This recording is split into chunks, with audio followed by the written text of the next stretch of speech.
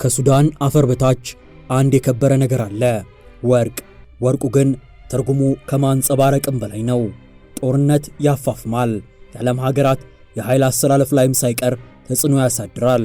ከሱዳን ጦር ሜዳዎች እስከ ዱባይ ሰማይ ጠቀስ ሕንፃ ብሎም እስከ ሩሲያ ድረስ የተዘረጋ የቢሊዮን ዶላሮች መረብ። Where a brutal all-out war has waged for more than a year between the country's military and a rogue mercenary army that's figured out how to exchange gold for weapons.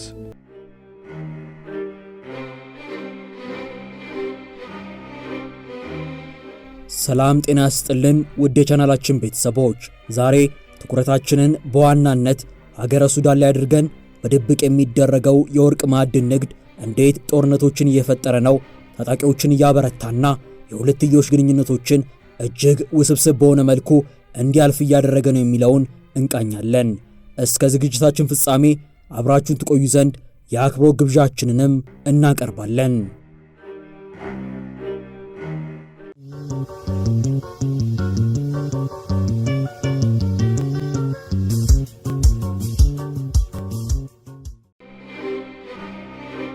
አስቡት እስቲ አንድ ሙሉ ሻንጣ ወርቅ ይዛችሁ ዱባይ ኢንተርናሽናል ኤርፖርት ደረሳችሁ። ሌሎች ሰዎች ዕቃቸው የሚፈተሽ ከሆነ አስፈትሸው ኤርፖርቱን ለቀው ለመውጣት ያቀናሉ። እናንተ ግን በትራንዚት ተርሚናሉ ገብታችሁ በካፌ ትቀመጣላችሁ። አንድ ሰውም ምንም ሳይነግራችሁ ቦርሳችሁን አንስቶ ይወስድና ሌላ ቦርሳ ያስቀምጥላችኋል። እናንተም ቦርሳውን ሳትከፍቱት ወደ መጣችሁበት ትመለሳላችሁ። ይህ ማለት ቦርሳ ውስጥ ምን እንዳለ አታውቁም ማለት አይደለም። በሚሊዮን ዶላሮች የሚጠጋ ጥሬ ገንዘብ በቦርሳው እንዳለ ታውቃላችሁ። ይህን ሁሉ ያልኩት ያለ ምክንያት አይደለም። በየዓመቱ 400 ቶን የሚሆን የወርቅ ክምችት ከአፍሪካ ወደ ዱባይ በድብቅ የሚገባው በዚህ መልኩ ነው። ይህም 30 ቢሊዮን ዶላር አካባቢ ይገመታል። ይህ ወርቅም ቀልጦ ለሚፈለግበት የተለያየ ዓላማ በመዋል ሽያጭ ላይ ሲቀርብ 100% ሕጋዊ ይሆናል። የተባበሩት አረብ ኤሚሬትስ የወርቅ ማዕከል ከሆነች ሰነባብታለች። ይሄ እንዲሳካላት ደግሞ በዋናነት በአፍሪካ የሚገኙ የእርስ በርስ ውጊያዎችን ማፋፋም ግድ ብሏታል። በተለይ በሱዳን በእርስ በርስ ጦርነት ውስጥ ከገባች እነሆ ከ2 ዓመታት በላይ ተቆጥረዋል። ወርቅ ደግሞ የዚህ ጦርነት ዋና ምንጭ ነው። ወርቁን የሚፈልጉ ኃይላትም ይሄ ውጊያ ይቀጥል ዘንድ ይፈልጋሉ።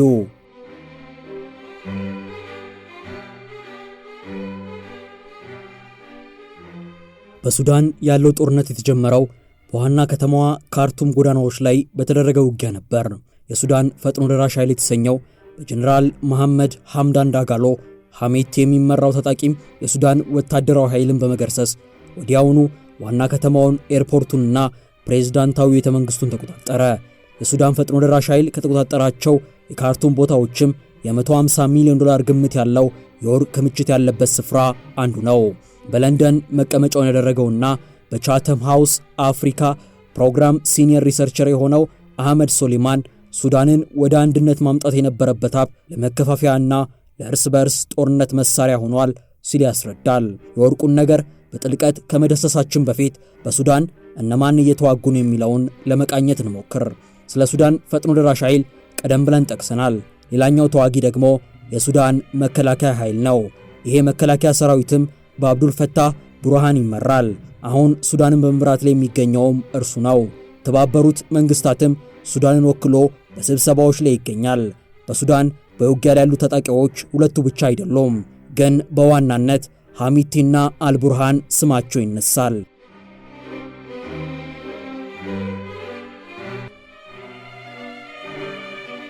የሁለቱ ተፋላሚ ኃይል አመራሮች ሐሚቲና አልቡርሃንን ከዚህ ቀደም የሀገሪቱ ፕሬዝዳንት የነበሩትን ፕሬዝዳንት ኦማር አልበሽር ከስልጣን ለማስወገድ አብረው መስራታቸው አይዘነጋም።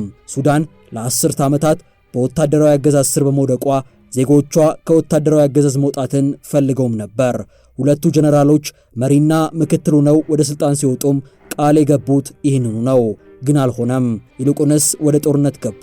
የጦርነታቸው ምንጭም ስልጣንና የተፈጥሮ ሀብቶች ናቸው፣ በተለይም ወርቅ።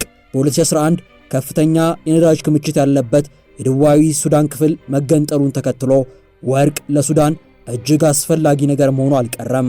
ይህ ወርቅም ጦርነቱ ከጀመረ አንስቶ ለሁለቱም ተፋላሚ ኃይላት የገቢ ምንጭ በመሆን እያገለገለ ይገኛል። ፈጥኖ ደራሽ ኃይሉና መከላከያውም ለሁለት ሱዳንን ተካፍለዋት የተለያዩ የአገሪቱን ክፍሎች ተቆጣጥረው ይገኛሉ።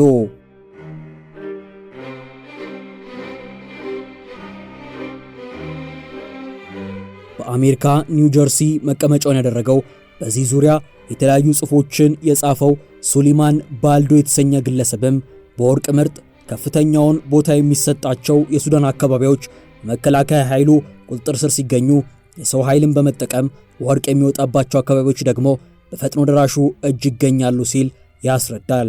ፈጥኖ ደራሹ በተቆጣጠረው አካባቢም ሰዎች ወርቁን ለማውጣት በእጃቸው እንደ ሜርኩሪ አሊያ ሳይናይድ ያሉ አደገኛ መርዛማ ኬሚካሎችን ወርቁን ከአለቱና ከአሻው ለመለየት ጥቅም ላይ ያውላሉ።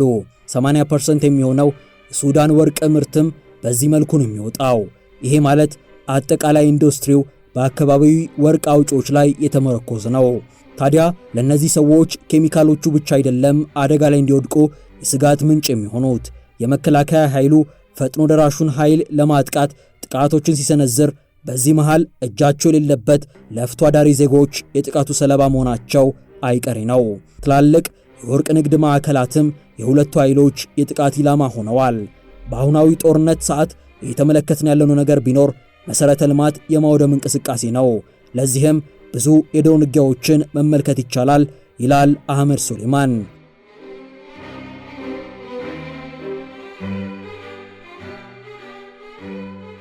ፖርት ሱዳን ለመከላከያ ሰራዊቱ እንደ ስትራቴጂክ ቦታ ሲታይ ለወታደራዊ አገዛዙ እንደ ጊዜያዊ ዋና ከተማ ያገለግላል። በግንቦት 2025 የሱዳን ፈጥኖ ደራሽ ኃይል ፖርት ሱዳን ላይ በተከታታይ የድሮን ጥቃት መፈጸሙ አይዘነጋም። እስከዚያ ሰዓት ድረስም ፖርት ሱዳን ከሌሎቹ አካባቢዎች አንጻር ከስጋት ነፃ የሆነ ቀጠና ነበር። ወደ 25 ሚሊዮን የሚጠጉ የሱዳን ዜጎችም ለከፍተኛ ረሃብ እየተጋለጡ ይገኛሉ። ፖርት ሱዳን ደግሞ ሰብአዊ እርዳታ ወደ አገር ቤት እንዲገባ ወሳኝ መግቢያ ስፍራ ነው። ከዚህ በተጨማሪም ወርቅን ጨምሮ ወታደራዊ መንግስቱ በተቆጣጠረባቸው አካባቢዎች የሚገኙ የሀገሪቱ ሀብቶችም በዚህ በኩል ነው የሚወጡት። የወርቅ ንግድ ሁለቱም አካላት ለመዋጋት የሚሆናቸውን ዘመናዊ ጦር መሳሪያዎች የሚያገኙበት መንገድ ነው። ፖርት ሱዳን በፈጥኖ ደራሽ ኃይሉ የጥቃት ኢላማ እንደሆነ ሁሉ ኒያላ የተሰኘው የሱዳን ፈጥኖ ደራሽ ኃይል ሶንጎ ከተሰኘው የወርቅ ማውጫ ቦታ ወደ ውጭ ሀገር የሚያጓጉዙበት ኤርፖርትም እንዲሁ የሱዳን መከላከያ አገዛዝ ኢላማ ነው። በኒያላም ወርቅ ይወጣል፣ ጦር መሳሪያ ይገባል። ሁለቱም አካላት ጦር መሳሪያዎቻቸውን ለማግኘትም ወርቅ መሸጥ ግድ ይላቸዋል ማለት ነው። እኚህ ተፋላሚ ኃይላት በ2023 ጦርነቱን ከጀመሩ አንስቶም ሁለቱም በጦር ወንጀለኛነት ተፈርጀዋል። ውድ የመሿለኪያ ቤተሰቦች ይህን ዘገባ እዚህ ድረስ ከተከታተላችሁት ቻናሉ የበለጠ እንዲያድግ አንድ ጊዜ ሰብስክራይብ እንድታደርጉ አስታውሰን ተረካችንን እንቀጥል። በተባበሩት አረብ ኤሚሬትስ የምትገኘው ዱባይ አንዳንዴ የወርቅ ከተማ ትሰኛለች። አብዛኛው የወርቅ ክምችትም ከአፍሪካ በተለይም ከሱዳን ይመጣል። ቀደም ሲል ኒያላ ተብሎ የተጠቀሰው ፈጥኖ ደራሽ ኃይሉ እንደ ኤርፖርት በሚጠቀምበት ስፍራም ወርቅ ለተባበሩት አረብ ኤሚሬትስ ሲላክ እነሱ በምላሹ ጦር መሳሪያ ይሰጧቸዋል። በቅርብ ጊዜ ጥቅም ላይ እየዋሉ ያሉት ሰው አልባ ጦር መሳሪያዎችም የዚህ ግንኙነት ውጤት ናቸው። በማሳቹሴትስ ኢንስቲትዩት ኦፍ ቴክኖሎጂ የፖለቲካል ሳይንስ ረዳት ፕሮፌሰር የሆነችው ማይ ሐሰን ፈጥኖ ደራሽ ኃይሉ አብዛኛው ሰው አልባ መሳሪያውን ከተባበሩት አረብ ኤሚሬትስ እንደሚያገኝ ይነገራል ስትል ትገልጻለች። እንደሷ ገለጻ ከሆነ የሱዳን ፈጥኖ ደራሽ ኃይል የተባበሩት አረብ ኤሚሬትስ ድጋፍ ባይኖር ኖሮ እስካሁን የመቆየቱ ነገርም አጠራጣሪ ነበር። የተባበሩት አረብ ኤሚሬትስ መንግስት ለየትኛውም የሱዳን ተፋላሚ ኃይል የጦር መሳሪያ ድጋፍ አላደረኩም ሲል ጉዳዩን ያስተባብላል። በተባበሩት አረብ ኤሚሬትስ ከ20 በላይ ወርቁን በእሳት ፈትነው ለተለያዩ አገልግሎቶች የሚያዘጋጁ ተቋማት ይገኛሉ። እነዚህ ተቋማት ደግሞ ግብአቶቻቸውን እንደ ሱዳን ካለው ሀገራት ማግኘት ግድ ይላቸዋል።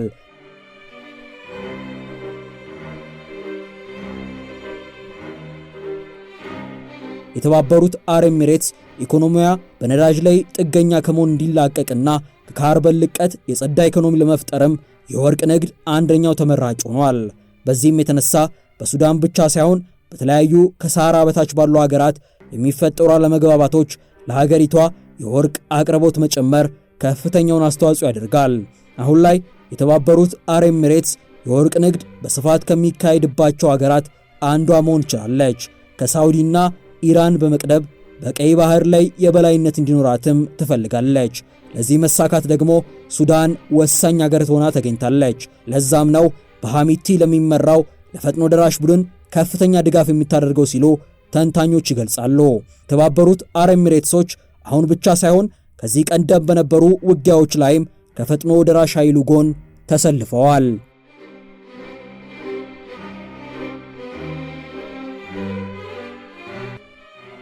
የግብፁ ፕሬዝዳንት አብዱል ፈታህ አልሲሲ ደግሞ በአልቡርሃን የሚመራው የመከላከያ ሰራዊቱ ደጋፊ ናቸው። ይህ የሀገሪቱ ይፋዊ ጦርም ግብፅ ጦር ጋር ታሪካዊ ግንኙነት አለው። ግብፅ ከሱዳን ጋር በረሃውን በመከተል የምትጋራው ረጅም ድንበር ስላለ ቀጠናው ሰላም እንዲሆን ትፈልጋለች። ግን ደግሞ ከነሱ ሳቤ ጋር የሚሄድ አመራር መሆን ይኖርበታል። በተለይም ደግሞ ሀገሪቱ ኢኮኖሚያዊ ቀውስ እያጋጠማት ስለሚገኝ በወርቅ ንግድ በኩል ከሱዳን ጋር ያላትን ግንኙነት ማጠናከር ትፈልጋለች። በቅርቡ እንደውም የወርቅ ንግድን የሚያበረታቱ ፖሊሲዎች በመስጠቅ ላይ ይገኛሉ። መከላከያ ሰራዊቱ ድጋፍም እንደተለመደው በህገወጥ መልኩ በብዛት ዶንጎላ በተሰኘው ስፍራ ነው ለግብጾች ወደ አስዋን ወርቅ የሚሻገረው። ጦርነቱ ከተጀመረ አንስቶ 1.5 ሚሊዮን ሰዎች ሀገሪቷን ለቀው ግብጽ ገብተዋል። አብዛኞቹ ስደተኞችም እንደ ወርቅ አስተላላፊ ጥቅም ላይ እየዋሉ ይገኛሉ። ተንታኞች እንደሚሉት ከሆነ በአካባቢው ከፍተኛ የሆነ የሰዎች ዝውውር የሚፈጸም ሲሆን ሰዎቹን ወደ ግብጽ በሚያደርሱ በእያንዳንዱ መጓጓዣዎች ውስጥ ከፍተኛ መጠን ያለው ወርቅ ወደ ግብጽ ይሄዳል። ግብጽም በዋናነት በዚህ መልኩ ነው ከወርቁ ተጠቃሚ የምትሆነው።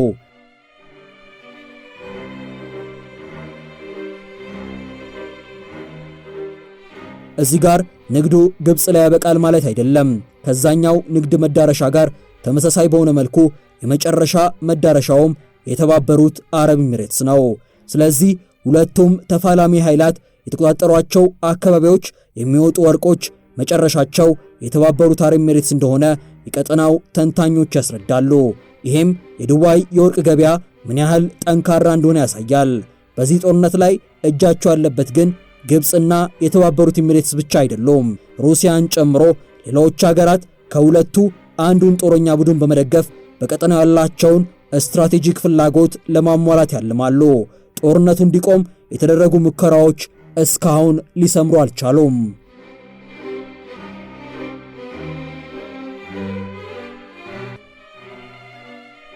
ከሩሲያ ጋር ያለውን ግንኙነት ስንመለከት ዋግነር የተሰኘው የወታደራዊ ቡድን ከ2014 አንስቶ በሱዳን የወርቅ ማውጣት ሂደቱ በተሳለጠ መልኩ እንዲካሄድ ድጋፍ ሲያደርግ ነበር። ሩሲያ ከዩክሬን ጋር ጦርነት ውስጥ ከገባች ቀናቶች በኋላም በሳጥን ብስኩቶችን የያዘ የሩሲያ ካርጎ ፕሌን በካርቱም ኤርፖርት ባለስልጣናት ሲመረመር ብስኩት የተባለው በቶን ደረጃ የሚገመት በርካታ ንጹህ ወርቅ ሆኖ ተገኝቷል። የዛኑ ዓመት እንደዚህ አይነት በረራዎች ቢያንስ ለ16 ጊዜያቶች ተደርገዋል። እነዚህም በሱዳን ጦር እገዛ ያገኙና ሶሪያ ወደሚገኘው የሩሲያ የጦር ካምፕ የሚያቀኑ እንደሆነ ይገመታል። በየዓመቱ በቢሊዮን ዶላሮች የሚገመት ወርቅ ኤክስፖርት የምታደርግ ሀገርም ግማሹ ህዝቧ ለከፋ ረሃብ በመጋለጥ ላይ ነው ቢባል ማን ያምናል? ይሄ የአብዛኞቹ የአፍሪካ ሀገራት እውነታ ነው። ከእያንዳንዱ የወርቅ ካራት ጀርባም በእሳት ተፈትኖ ካለፈው ወርቅ በላይ የሆነ የጀርባ ታሪክ እንዳለ ከነዚህ አጋጣሚዎች መረዳት ይቻላል። የሱዳን አፈር ወርቁን እንካችሁ ቢልም ለሱዳናውያን ግን እርግማን እንጂ ምርቃት አልሆነም። ይባስ ብሎ የመጠፋፊያ መሳሪያዎች ማጠናከሪያ በመሆን በርካቶችን ለሞት ለረሃብና ለመፈናቀል ዳረገ። ይሄ ጦርነትም የሱዳን የወርቅ ሀብት ተሟጦ እስኪያልቅ ይቀጥላል ወይ አሊያ ሱዳናውያን ነክተው በጋራ ሀገራቸውን ያሳድጋሉ የሚለውን አብረን የምንመለከተው ይሆናል።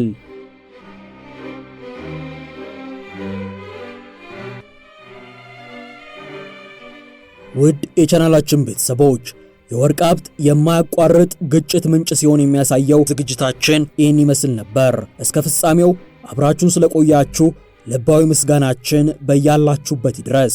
ለዚህ ቻናል አዲስ ከሆናችሁ በየዕለቱ የምንለቃቸው አስደናቂ ተረኮች ይደርሳችሁ ዘንዳ ሰብስክራይብ በማድረግ የደውል ምልክቷን መጫን አይዘንጉ። በያላችሁበት ሰናይ ጊዜ ተመኘን።